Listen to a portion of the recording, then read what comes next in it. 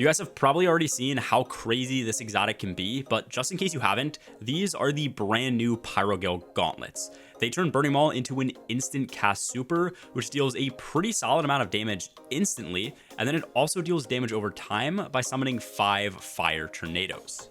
The best part about this is you're also able to pop your super and then switch to an exotic like Synthoceps. When surrounded, Synthos end up giving you a 50% damage increase to your super, making this extremely strong.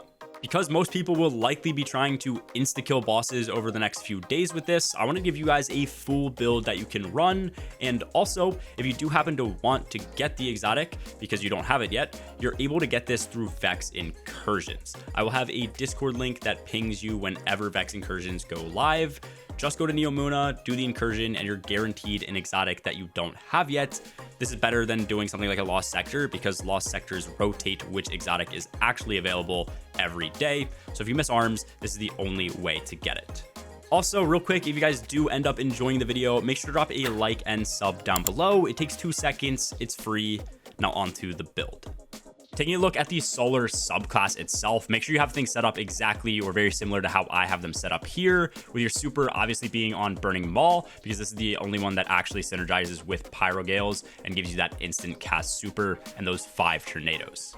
I tend to use Rally Barricade, especially with the nerfs now. You're going to see that Towering has a 1 minute 10 second cooldown, which is insane. This has a 38 second cooldown. You tend to not really use your Barricade that often unless you're using it to get cooldowns for your grenades or your melee through the mods that we have in the build. So Rally Barricade is a much better option. Throwing Hammer, as most people know, is infinite use. You can throw this down as long as you get a successful hit and then pick it up, you get Cure. So that's also going to help keep you alive. And most importantly, we're going to be using this to successfully get Roaring Flame stacked up to ×3, where we're getting a 73% increase on all our abilities, which does include our super damage as well. When it comes to the grenades to run with this build, I tend to run with 3 different options. Thermites are really good if you want stacks and just overall good ad clear, especially when ads are all coming out of like one door over a period of time, or they're kind of spread out. After that, I tend to run fusion grenades if enemies are really dense and I want to go from 0 stacks all the way up to 3 stacks of Roaring Flames very quickly. I can use this because I know it's pretty much always going to get a very quick kill for me. And then lastly, Healing Grenade if I just want that survivability. Obviously, make sure you're running Roaring Flames as your first aspect. With this, as you're getting kills with your abilities, you're increasing your ability damage. This is going to go up to 3 total stacks, where I believe the maximum damage increase for your abilities is 73%. For your second aspect, you can and might want to change this, but I tend to just stay on Sol Invictus. This is what creates sunspots anytime I get like an ability final blow with something like Hammer of Soul or my grenades or anything like that. Standing in that is going to give us restoration and then also increased ability to regen on top of dealing damage to enemies. The reason you might want to hot swap this for something like Consecration is because if multiple people are trying to get Roaring Flame stacks on ads, or you're trying to do specific damage setups where you need to keep ads alive, this can kind of chain kill a bunch of enemies, and it might not be ideal. I know I'm going to get a lot of comments as to why I'm not running Consecration, because Consecration does synergize with the Pyrogale exotics. Whenever you use the Consecration melee override, that sends out another fire or solar tornado.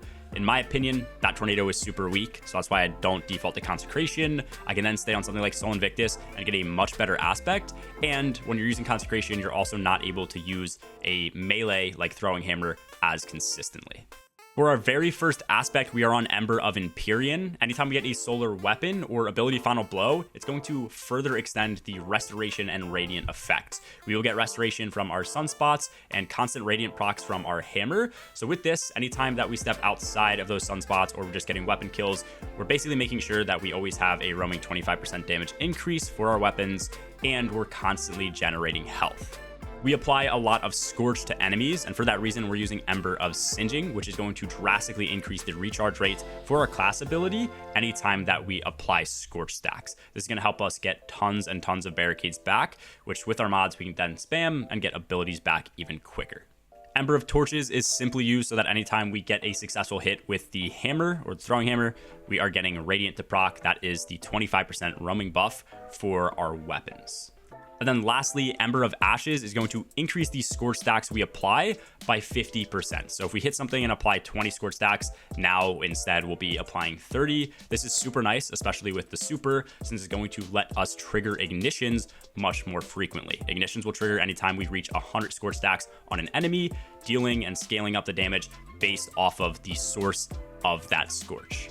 These are the mods that I chose to run with the build. If you guys want, you can pause the video or screenshot it and apply them on your own or as we go along. Starting on my helmet, I have 2 copies of Hands On. This is going to increase the amount of super energy that we get back whenever we get melee final blows. This is really nice with the hammer or just the base melee when we're using this build, because we can pretty much one-shot melee everything. So this helps us build our super much quicker, and then we can go right into the next Pyrogale instant cast. I also have on Harmonic Siphon. I tend to use Sunshot with this build, so if I do need Orbs of Power, I can get them much more reliably.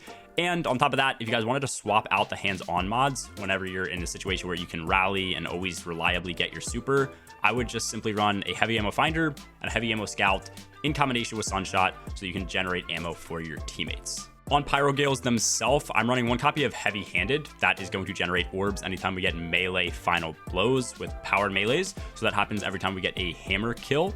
On top of that, I have Impact Induction. So as I'm dealing damage with my melee, that's going to reduce my grenade on top of the other reduction that I'm getting through Soul Invictus. And then lastly, anytime I get a final blow with my grenade, I'm also getting orbs for me and teammates through this mod, which is Firepower.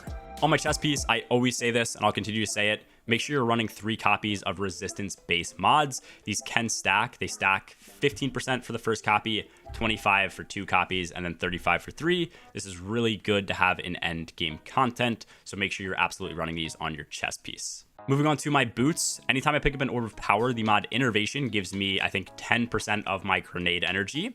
Anytime I pick up an orb, I'm also getting 70 HP straight back through the mod Recuperation.